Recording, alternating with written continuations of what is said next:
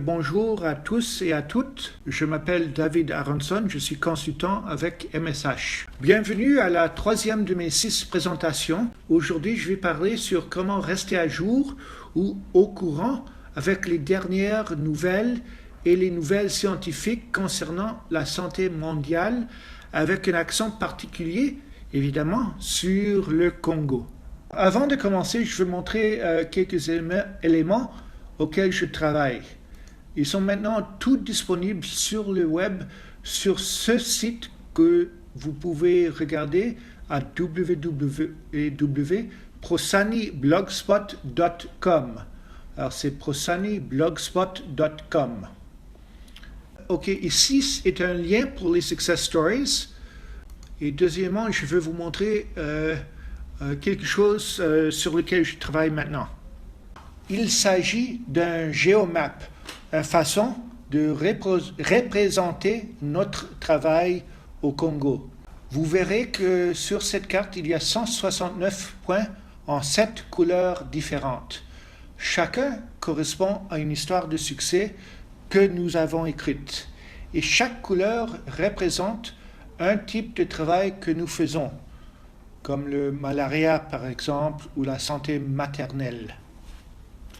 Et voici une liste de 40 conférences auxquelles vous pourrez participer si vous voulez.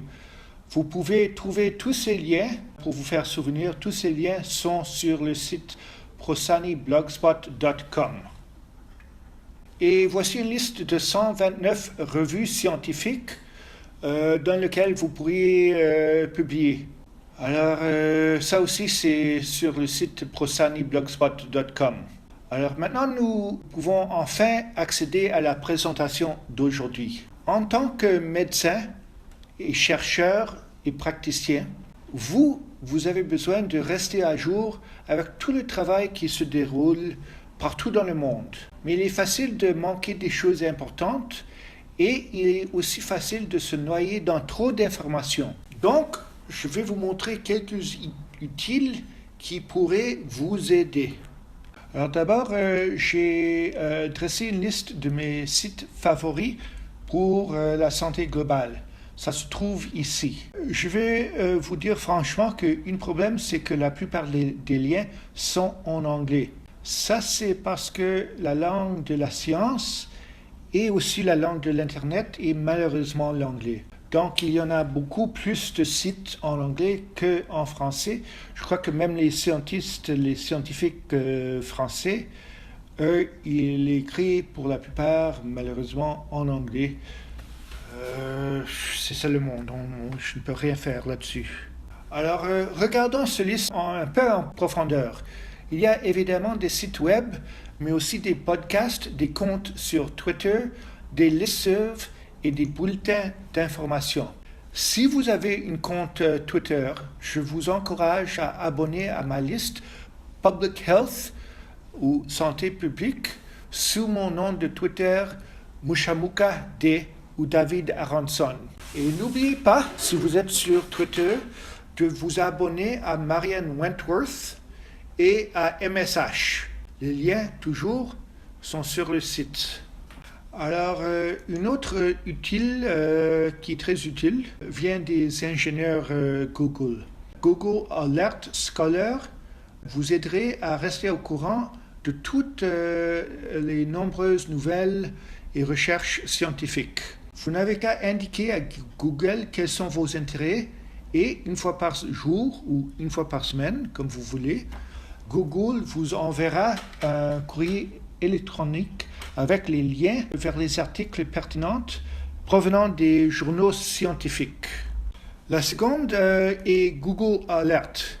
Encore une fois, vous signalez à Google vos intérêts et Google recherche parmi les millions de nouveaux éléments d'information qu'il reçoit tous les jours et trouve les choses les plus pertinentes pour vous. Et ensuite, encore une fois par jour ou une fois par semaine, Google vous enverra par courrier électronique les liens vers les histoires pertinentes. Et ça, c'est plutôt pour les articles de presse. Pour comprendre comment faire les enquêtes sur Google, il faut savoir un peu sur ce qu'on appelle les recherches Boolean. Cela signifie simplement que vous pouvez exiger que l'article contienne plusieurs termes pertinents. Donc, vous ne voulez pas simplement mettre santé et Afrique, par exemple, parce que vous obtiendrez des milliers de liens chaque jour. Au lieu de ça, vous voulez mettre, par exemple, santé maternelle ou santé périnatale ou malaria et Afrique centrale ou Congo. De cette façon, tous les articles doivent avoir au moins un de les termes avant le and et un de les termes après le and. Ceci est également utile si vous voulez rechercher, faire des enquêtes en anglais ou en français. Vous pouvez lire des articles sur, par exemple, santé maternelle et sur maternal health. Enfin, chaque semaine, je vais rassembler un recueil des nouvelles les plus importantes et pertinentes de la santé mondiale avec des brefs résumés en français et des liens vers l'histoire. D'entre eux, j'imagine, seront malheureusement en anglais. Ce résumé sera publié chaque mardi matin et s'appellera Tuesday Links.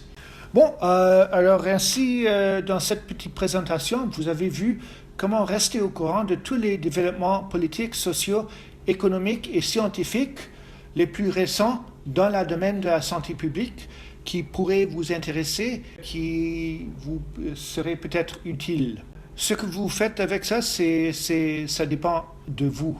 Mais une chose que je peux promettre, plus tôt ou plus tard, si vous continuez à travailler sur la santé publique au Congo, beaucoup de choses dont vous apprendrez ici feront partie de votre routine quotidienne. Je pense qu'il est sage donc de savoir ce que le futur apportera. Merci.